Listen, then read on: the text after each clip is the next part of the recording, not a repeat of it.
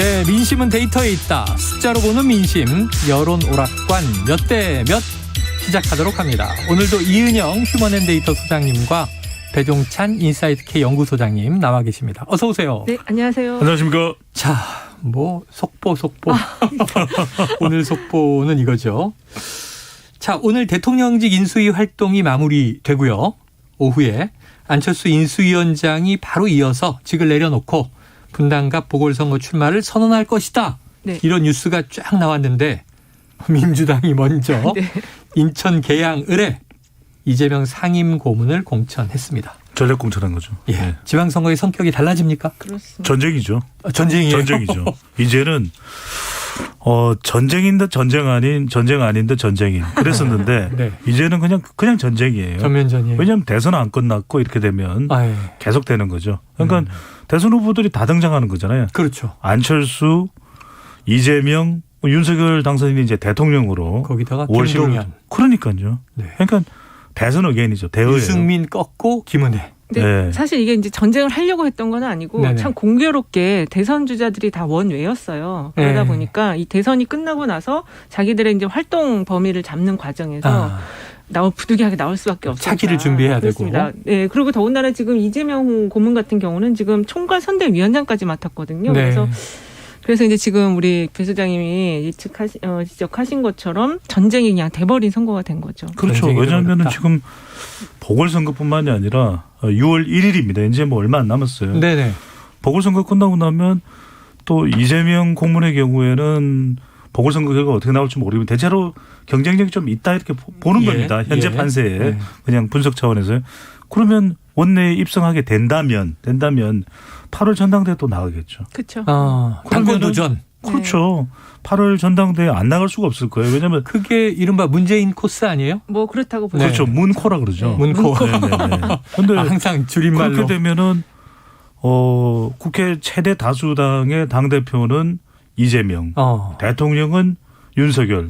전쟁이죠. 야, 그럼 이 행정 권력과 또 이제 입법 권력을 네. 반분하는 상황이 되는 거예요. 그렇습니다. 그리고 특히 이제 이재명 고문이 그렇게 이제 코스를 잡은 거와 관련해서 이 이준석 당대표의 흔들림, 네네.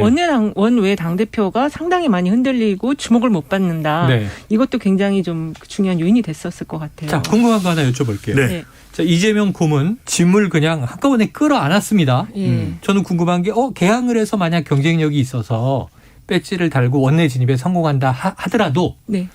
인천시장 선거가 지방선거의 핵심이잖아요. 예, 그렇죠. 예. 수도권. 만약에 유정복 후보 리턴 매치인데 네. 뺏기면 그것도 좀 면이 안 쓰고 총괄 선대위원장이니까 맞죠. 광역 17개 중에 민주당이 지금 7, 8개는 사수해야 네. 이긴 것이다 이렇게 목표를 정하고 있는데 네.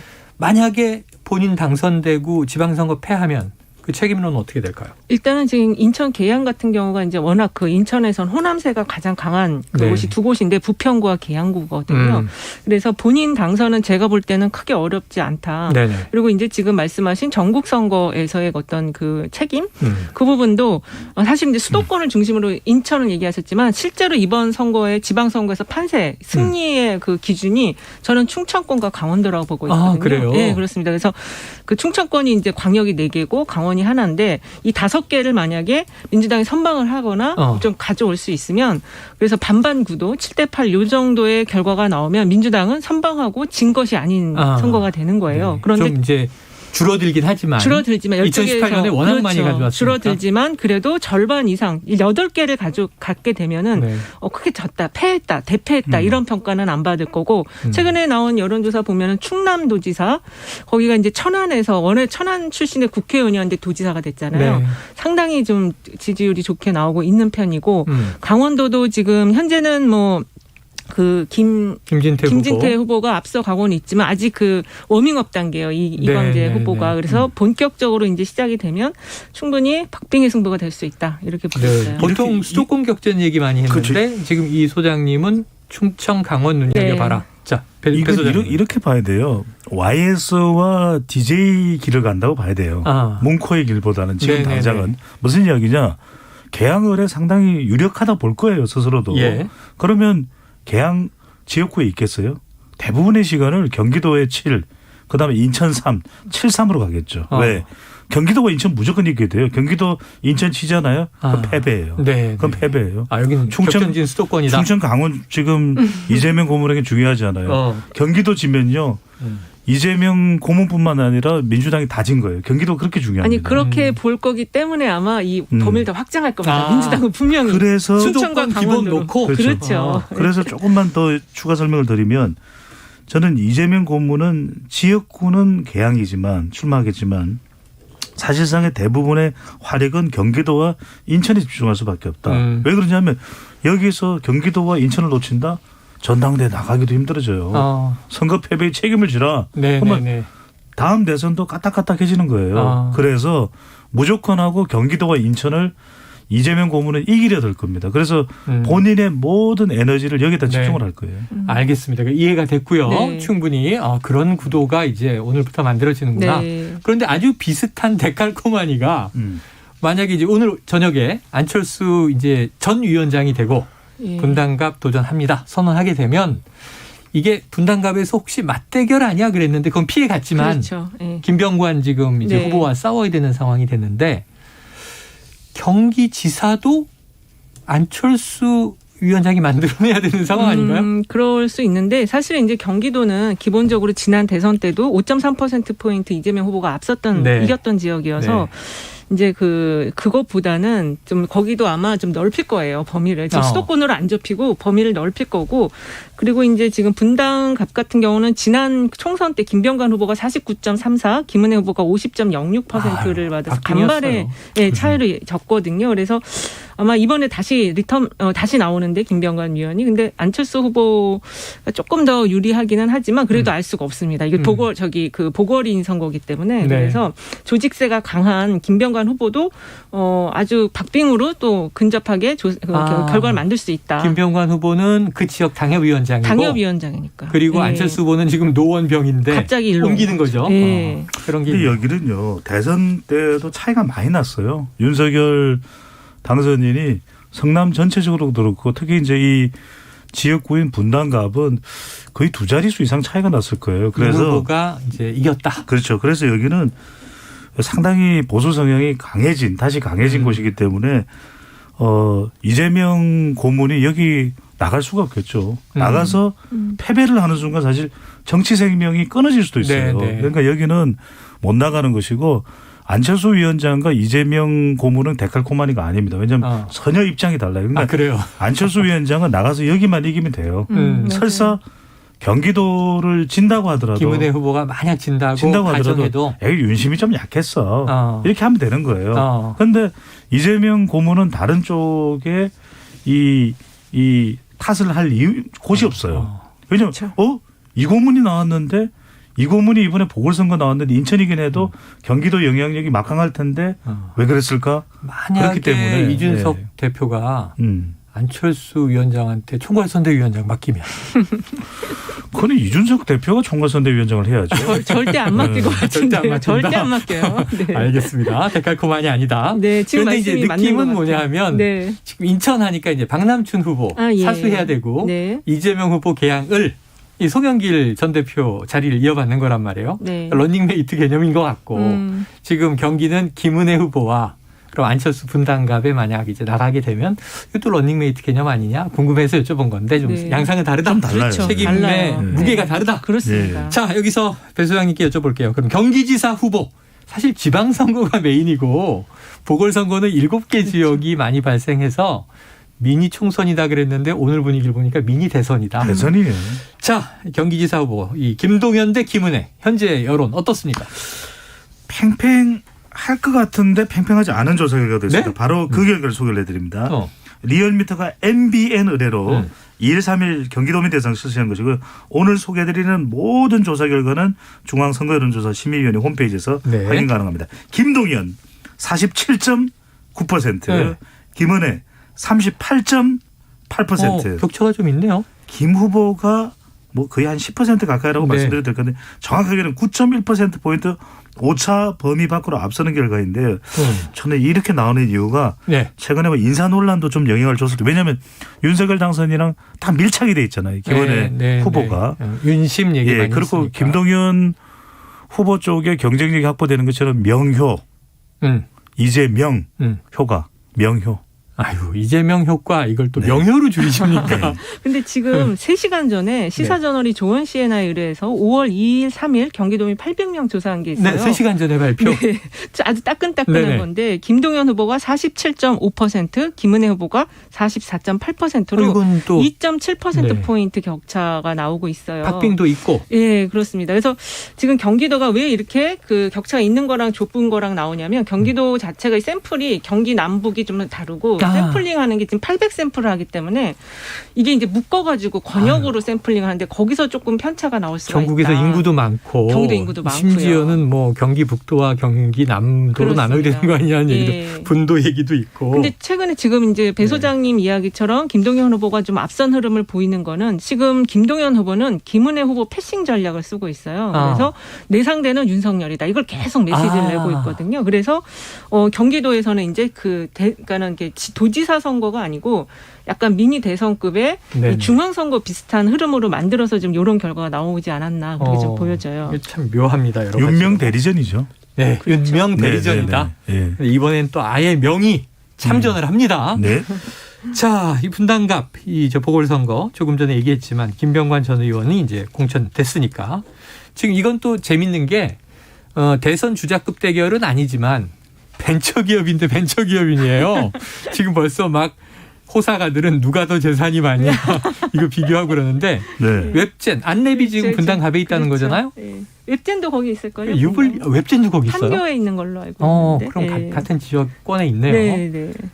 이율리 어떻게 보십니까?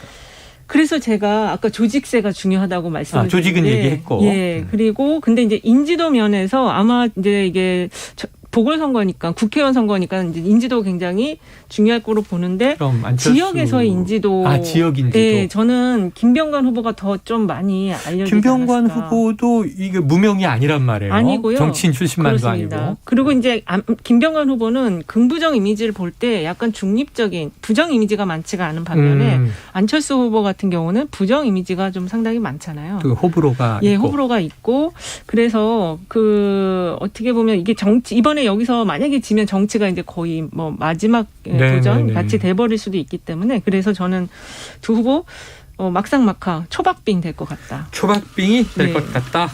그러니까 지난번 총선을 봐야 될 것 같아요. 왜 김은혜 당시의 후보하고 김병관 후보가 비슷했냐. 김병관 후보가 정치 성향이 또 상당히 중도적 성격이 있잖아요. 그런데 2020년 총선을 보면 그때는 아주 더불어민주당 쪽에 무게가 실리는 총선이었어요. 그래서 거의 보수 성향이 강한 지역이지만 거의 근접했던 거예요. 근데 지금은 대선 이후에 이 지역은 강남 3구하고 비슷하다고 보시면 돼요. 자, 그러니까 끝나고 나서 강하다. 김병관 후보 그래도 유리하다. 이 소장님. 네. 아니다. 어렵다. 배 소장님. 이 두 분이 갈렸기 때문에 요 이제 결과를 내기로 걸도록 하겠습니다. 얼마요? 네. 그거 제가 나중에 정할게요. 나중에. 도박에 준하지 않는 수준에서 소소하게. 우리 그런 이야기 하면 안 되잖아요. KBS. 뭐 편의점 상품권 이런 걸로 하겠습니다. 자, 이번 주는 이른바 청문저국이었습니다. 네. 이 김인철 사회부총리 겸 교육부 장관 후보자 사퇴했고요. 자, 한덕수 총리 후보자, 정호영 복지부 장관 후보자 청문회가 주목을 받았고, 자, 한덕수 총리 인선에 대해서 여야 얘기가 다 달라요. 어제 윤당선인이 직접 전화해서 새 정부의 총리는 한덕수뿐이다 이렇게 얘기했다는 기사도 오늘 쫙 나왔는데, 자, 아까 말씀하신 대로 참고로 오늘 언급되는 여론조사 모두 중앙선거 여론조사 심의위 홈페이지 참조하시고요. 이 소장님, 한덕수 총리 인선에 대한 여론 어떻게 나옵니까? 일단은 MBS가 지난 2일에서 4일 그 조사 결과를 발표했는데요. 잘못된 인선, 한덕수 총리에 대한 인선이 잘못된 인선이라는 응답이 45%, 잘한 인선이라는 응답이 33%가 나왔습니다. 그래서 좀 부정적으로 보는 여론이 좀 많은 것 같아요. 이게 한덕수 총리 내정자 지명에 대한 것부터 보면은 좋은 평가가 좀 높지가 않았었거든요. 그래서 이게 지금 아마 낙마가 될지 어쩔지 모르겠는데 지금 이제 한동훈 내정자하고 연계시켜갖고 민주당은 한 명은 낙마를 시키겠다 이런 전략을 지금 하는 것 같아요. 근데 어쨌든 한덕수 총리에 대해서도 긍정적인 인식이 없는데 그 이유는 그 지난 인사청문회 때 어떤 모르쇠의 태도 네. 그런 게 좀 부정적인 영향을 주지 않았나. 네. 아무래도 이제 김앤장 근무하고 네. 18억대 연봉. 그렇죠. 재산 거기에 형성 대한 과정. 이제 이 근거가 좀 명확히 소명되지는 못했다. 그렇습니다. 근데 저는 이게 네. 단순히 그 이유뿐만 아니라 이게 윤석열 당선인이 다음 주부터는 이제 대통령입니다. 국가 지도자고 그렇죠. 국민만 바라보고 간다 그랬고 그리고 인사라는 것은 국민 대신 인사를 하는 거예요. 그렇죠. 대통령 개인이 아니에요. 그거는 문재인 대통령도 인사가 잘못되는 경우들이 상당히 많았고 네네. 국민들의 지탄과 비판을 받았잖아요. 뭐 코드 인사다. 그게 왜 받을 수밖에 없냐. 결과적으로는 국민들이 생각하는 인사 기준하고 다른 거예요. 그러니까 지금 여기서도 보면은 결국 논란과 의혹이 되고 있고 또 국민 눈높이와 차이가 나고 있고 그런데 왜 국민들은 궁금한 게 국가 최고 지도자가 되는 윤석열 당선인이 왜 교통정리를 안 할까. 그래서 현장의 이야기를 들어보면 몇 군데만 전화해보면 알아요. 그래서 왜 국민들이 분노하고 있을까. 정호영 후보자든 또는 김인철 후보자는 사퇴를 했죠. 네. 또 이상민 후보자든. 그래서 국민들 기준에 객관적으로 볼 때 인사 원칙이 있다 그랬잖아요. 이거 인사 원칙이 뭔지 궁금해요, 저는. 그걸 왜 몰라요? 능력과 인품. 글로벌 스탠다드로 그러는데 글로벌 스탠다드 같으면 지금 줄줄이 낙마해요. 그래서 저는 빨리 윤석열 당선인이 교통정리를 할 필요가 있다. 왜 한덕수 총리에 대한 부적절 인선 의견이 높을까? 유일하게 더불어민주당이 표결로서 인준 여부를 결정할 수 있는 게 한덕수 총리밖에 없어요. 그렇죠. 이렇게 되면 한덕수 총리 후보자 쪽에 더 부정적 여론이 집중되고 또 집중됩니다. 자, 인사 난맥상이다 이렇게 얘기하셨는데 근데 어제부터 윤 당선인의 입장이 나오고 있어요. 어제 오늘. 그런데 이제 굉장히 강공으로 갈 것 같습니다. 지금 분위기는. 왜냐하면 이 한덕수 총리 후보뿐 그러면 만약에 인준 안 되면 경제부총리가 대행체제로 간다 이런 얘기도 오늘 기사가 나왔고 그렇죠. 네, 그럴 수밖에 지금 없죠. 이제 정호영 장관 후보자도 임명 강행할 수 있다. 한동훈 후보는 결코 포기하지 않을 것 같다. 그럼 이게 배 소장님 말씀하고는 다르게 갈 것 같은데. 저는 그래서 무슨 말씀을 꼭 드리고 싶은데 우리가 여론 오락관인데 우리 뭐 인사에는 여야 없습니다. 진보 네네. 보수 없습니다. 진보가 항상 답일까요? 보수가 항상 답일까요? 안 그렇잖아요. 네. 우리는 KBS에서 나와서 이렇게 방송하는 이유는 국민의 목소리가 뭔가를 최대한 객관적으로 전달되려고 하는데 그게 안 맞으면 다른 사람 선택하면 돼요. 인사라는 것은 전문성과 도덕성과 조직성, 리더십에 근거해서 판단하면 되는데 도덕성이 심대할 정도로 문제가 있다? 같이 못 가는 거죠. 그래요. 아유, 배 소장님 같은 분이 이제 인사혁신 비서관을 가셔야 되는데 그 자리는 이번 정부에서는 없습니다. 발표가 안 났나요? 발표가 안 난 게 아니고 인사혁신 비서관이 없어졌어요. 인사 수석이죠. 네. 자, 그래요. 그러면은 이걸로 한번 보죠. 이번 전국지표조사 얘기를 하셨으니까 MBS. 네. 이 소장님께서 윤석열 당선인의 국정 운영 국정 지지도라고 볼 수 없는 게 시작 안 했으니까 그렇죠. 국정 운영 전망 어떻게 나왔습니까? 잘할 것이라는 긍정적인 기대가 54%, 잘 못할 것이라는 부정적인 응답이 40%가 나왔습니다. 그래서 지난주랑 비교하면 긍정적 기대 4%포인트 높아졌고 부정적 기대는 3%포인트 낮아졌는데 이게 질문이 차기 정부의 국정 수행을 잘할 것 같냐. 그러니까 이제 사람들이 생각할 때는 한숨을 쉬면서 잘할 것 같죠. 잘하겠죠. 이렇게 답변을 했을 것 같아요. 잘해줘야만 한다. 그렇죠. 이런 기대 심리가 반영이 된 거고요. 오늘 그 갤럽이 3, 4일 조사한 거 이것도 이제 갤럽 정기조사인데 여기서는 잘하고 있다. 현재 직무를 잘하냐 못하냐 물어봤더니 잘하고 있다가 41%, 잘못하고 있다가 48%가 나왔어요. 아이고, 현재를 물어보는 게 조금 다르네요. 그렇습니다. 그래서 질문을 어떻게 물어보느냐에 따라서 한쪽은 잘할 거라 가시다가 53대 한쪽은 41이니까 상당히 헷갈리실 수 있는데 질문을 좀 다르게 방법이 달랐다. 이걸 말씀드리고 싶어요. 그러니까 이제 대통령은 아니지만 당선인으로 저 이슈를 굳이 뽑아본다면 이 지금 지방순회가 선거 개입이냐 아니냐 이런 논란이나 가장 큰 문제는 인사겠죠. 인사. 이제 청와대 대통령 인수위 활동, 집무실 이전과 관련된 논란도 부정적인 영향을 주는데 결국에는 소통일 겁니다. 소통이고 어떻게 하는 것이 좀 더 국민들에게 호감을 더 받을 수 있는가. 결과적으로는 우리가 대통령의 지지율은 이념과 정책과 사람이거든요. 그런데 지금 임기 아직 시작도 안 했는데 이념이 뭐가 있겠습니까? 정책이 뭐가 있겠습니까? 무엇보다도 사람을 잘 발굴하는 모습. 그러니까 좀 정말 우리 국민들이 볼 때 공감할 수 있는 파격. 이런 사람을. 또 나왔다. 이러면 지지율이 올라갈 수밖에 없는 거죠. 거기에 비하면 지금 이제 아마 이게 마지막 레코드 될 것 같은데 문재인 대통령 직무 긍정평가가 또 45%가 나왔어요. 아이고.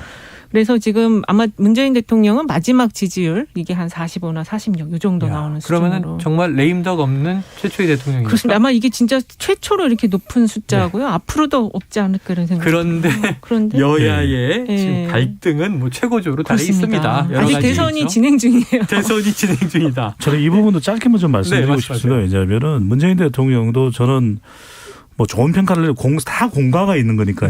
그런데 지지율은 높습니다만 정권 재창출이 안 됐잖아요. 그러게요. 그리고 여전히 아쉬운 건 국민 여론이 양분되는 거거든요. 참 아쉬워요. 그래서 문재인 대통령이 남북 관계나 또 검찰 개혁을 대한 다양한 시도 그 점은 저는 높게 평가합니다. 하지만 좀 더 야당과 협력을 더 좀 잘했더라면 더 껴안았더라면 그리고 국민 여론이 이건 안 돼요라고 이야기를 했을 때 그걸 하지 말았더라면 더 좋았을 뻔했다. 저는 만약에 이것을 그대로 윤석열 당선인이 반면교사하지 못하고 그대로 간다. 그럼 그 부분에 대해서도 상당히 더 혹평을 받을 수밖에 없는 거죠. 맞습니다. 그럴 것 같고요. 자, 다음 주 월요일이 시작되자마자 지금 취임식 전날 분위기가 좀 들떠 있어야 되는데 자, 문재인 대통령 퇴근길이라든가 뭐 이제 개방되는 청와대 그리고 이제 취임식 준비 전야제 분위기 딱 나고 취임식 딱 해야 되는데 한동훈 후보자 청문회예요. 그러니까. 청문 대첩. 그리고 이제 화요일 대통령 취임식. 이 청문회와 새 정부 출범이 붙어 있는 상황. 이거 어떻게 전망하세요, 교수장님? 상당히 부담이 되는 겁니다. 어느 쪽에? 아니 윤석열 정부에 부담이 되죠. 네네. 그러니까 아까도 말씀드렸듯이 그냥 현장에 있는 목소리를 듣고 정리를 해보면 지금 왜 인사 참사가 발생을 하느냐면 교통 정리를 안 하는 거예요. 그러니까 더 잘했으면 좋았을 텐데 완벽하기가 어렵죠. 인사 잘하기 참 쉽지는 않습니다. 그러면 더 중요한 것은 빨리 뭔가 잘못이 있구나 깨닫는 것이 더 중요해요. 그래서 조정하고 그리고 대한민국에 똑똑한 사람 많아요. 그러면 그중에서도 전문성도 있는데 도덕성이 괜찮은 사람들 그런 게 조난 자료 보면 다 나오면 아이 빨리 좀 저기 그 자료 가져와요. 그럼 그거 둘러보고 이 사람 도덕성 좀 괜찮네 좀 검증해봐요. 괜찮아. 그럼 지명하면 되죠. 새 정부 임기 시작하더라도 그 사람들 잘해서 잘 검증해서 임명하면 되지. 정치하면서 저는 반드시 하지 말아야 될 게 뭐냐면 고집이에요. 고집을 하지 말고요. 고집이라는 것은 더 유연성을 발휘하는데 방해가 되거든요. 그럴 필요 없습니다. 절대 그럴 필요 없이 오히려 그런 유연한 면을 보일 때 국민들은 오락가락 한다가 아니라 정말 잘하다. 사람이 융통성이 있다. 평가를 받을 수가 있습니다. 이게 지금 한동훈 내정자가 4일이었어요. 원래가. 이걸 지금 9일로 바꾼 이유가 저는 이제 4일 한 것도 검찰개혁법 처리하는 과정에서 약간 좀 비켜가려고 한동훈 내정자 그걸 비켜가려고 4일로 잡았는데 이게 지금 9일로 간 거는 자녀 관련한 의혹이 나오다 보니까 더 제보를 받아야 되겠다 해서 4일에서 지금 9일로 지금 옮겼는데 이거는 지금 전체적으로 보면 윤석열 당선인에게 큰 부담이 되는 거죠. 지금 지켜야 될 사람이 2명이에요. 한동훈 내정자하고 정호영 내정자. 그래서 한덕수도 지켜야 되고. 한덕수 총리 내정자 지켜야 되고. 그래서 어쨌든 민주당은 이 3명 중에 1명은 놓고 가자. 지금 이 주장인 것 같습니다. 지금 이제 뭐 가장 이제 메인 타겟은 한동훈인 것 같습니다. 그렇습니다. 민주당 입장에서는 오히려 정호영 후보는 임명하려면 하세요. 임명해서 만약에 일을 잘못하면 대통령이 또 인사 부담이죠. 큰 부담이죠. 자, 40년 직이냐 아니냐 이것도 논란인데. 자, 그래요. 자, 장해찬 시사평론가 지금 이제 청년 TF 단장이거든요. 어제 저희 프로에 와서 자, 이른바 검수완박에 대한 여론. 그리고 국민의힘 당 지지율의 상관관계를 언급했어요. 민주당이 무리하게 밀어붙이니까 정당 지지율은 국민의힘 쪽이 올랐다. 이거 지방선거에 영향이 있을 것이다. 자, 관련 여론조사가 있을 텐데 배 소장님 소개해 주시죠. 네, 앞서 소개해드렸던 4개 여론조사는 MBS 여론조사 결과입니다. 검수완박 입법에 대해서 어떻게 생각하는지 물어봤는데 52% 절반이 조금 넘는 52%가 잘못된 일이라는 의견이고요. 잘된 일이라는 의견은 33%로 나타났습니다. 과반 이상이 부정적이네요. 정당 지지도가 좀 연관이 있을까요? 살펴봤더니 국민의힘 41%, 민주당 30%로 나타났습니다. 11%포인트가 국민의힘 지지율이 더 높게 나타났습니다. 그러면은 국민의힘 지지도가 지금 이 같은 기관의 최근 6개월 조사 중에 40% 위로 가장 높다고 하는데 어떻게 해석하세요? 상관관계 있다? 이 상관관계가 일시적으로는 있을 수 있어요. 네. 근데 지금 정당 지지도에서 태도 유보층이 21%나 되거든요. 그러니까 아마 그렇습니다. 근데 요 한 2, 3주 전까지의 자료들을 보면 국민의힘 민주당이 거의 엇비슷한 수준이었거든요. 네네. 그래서 요거는 이제 이 검수완박이라고 이야기하는 이 검찰 개혁 법안에 대해서도 그 어떻게 물어보느냐에 따라서 여론 숫자가 달라요. 그래서 이렇게 단면적으로 보기에는 이 사안이 너무 복잡한 사안이다. 그리고 정당 지지와 이 연관성은 일시적인 거는 있었을지 모르지만 잠깐 지금 유보층으로 빠져나가 있는 거지 지지를 완전히 철회한 상황은 아니다. 자, 그런데 짧게 이 말씀 드려야 될 것 같아요. 뭐냐면은 검찰 수사권 분리가 됐든 기소권 분리가 됐든 완전 박탈이 됐든 이건 여론에서는 조금이라도 더 비우호적이에요. 이건 민주당에서는 계속 부담이 되고 있는 것이고 그래서 정당 지지율 응답에도 샤이 진보가 분명히 있습니다. 네. 샤이 민주당도 있고 지금 이럴 때 민주당이 해야 될 일은 철저한 정치개혁, 대선을 패배하긴 패배했잖아요. 네. 그럼 철저한 정치개혁으로 검수완박을 뛰어넘을 만한 정치적인 혁신 이걸 주장을 할 때 이런 부분들이 보완이 되겠죠. 아니나 다를까 박지원 공동 비대위원장이 민주당 내부에 패배한 정당 맞느냐 온정주의가 팽배했다 이렇게 이제 내부 비판했습니다. 요 끝으로 하나 여쭤볼게요. 지금 취임식 다가오니까 영부인이라고 이제 안 부르겠다 공약을 했지만 네. 여사 김건희 여사 윤석열 당선인의 배우자죠. 향후 행보에 대한 여론조사가 눈에 띄는데 네. 최근에 간혹 미디어에 등장한단 말이에요. 네. 어떤 내용입니까? 여기 뉴스토마토가 미디어토마토에서 지난 3, 4일 조사한 결과인데요. 네. 김건희 여사의 최근 행보에 대해서 조용히 내조에만 집중해야 한다. 66.4%. 기존 영부인처럼 적극적인 역할을 해야 한다. 24.2%. 잘 모르겠다. 9.4%가 나왔어요. 네.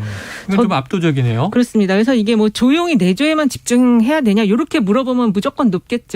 그렇지만 그래도 최근에 이제 그 이미지 정치, 이제 사진을 통한 이미지 정치를 네네. 하는데 어쨌든 그 개를 안고 외교부 공간 간 거나 이런 게 진입하기 필요하지만 이런 부분에 있어서 걱정을 엄청 많이 하는 것 같아요. 예. 김건희 여사에 대해서. 저도 핀턱 스커트가 뭔지 찾아보고 네. 이럴 정도로 뭔가 좀 나오면은 어쨌든 관심을 집중시키는 거는 있지만 정말 조용히 있었으면 좋겠다. 조용히 있었습니다. 근데 이제 허위 경력에 대한 사과를 할 때 만약에 이제 우리 남편이 대통령이 된다면 내조만 하겠다는 맞아요. 얘기를 약속한 바가 본인도 있죠. 그렇게 했는데 지금 자꾸만 말을 바꾸고 있어서 지금 그거 아니어도 너무 시끄럽고 혼란스럽고 그다음에 그래요. 뭐 이제 원래는 사업가니까 네. 사업을 할 거냐 말 거냐 아니다. 이제 사회 봉사만 하겠다 이런 네. 얘기인데 뭔가 또 관련 발표가 나오지 않겠나 싶습니다. 네. 자, 최근에 이제 비공개 행보고요. 취임식 이후를 우리가 또 주목해 봐야 되겠죠. 진실한 모습도 진실한 소통이 제일 중요하겠죠. 네, 네. 진실한 사과가 있다면 네. 근데 그래도 이 법적인 문제들이 있어서 국민들이 이게 김건희 여사를 걱정을 하는 마음은 사그라들지 않을 것 같아요. 네, 알겠습니다. 자, 5월 10일 이제 코앞에 닥쳐왔습니다. 네. 한 주말만 넘기면 아마 다음 여론오락관은 이제 윤석열 정부에서 체제하에서 방송을 하게 될 것 같고요. 자, 여론오락관 몇 대 몇 지금까지 이은영 휴먼앤데이터 소장, 배종찬 인사이트K 연구소장과 함께했습니다. 고맙습니다. 네, 감사합니다. 고맙습니다.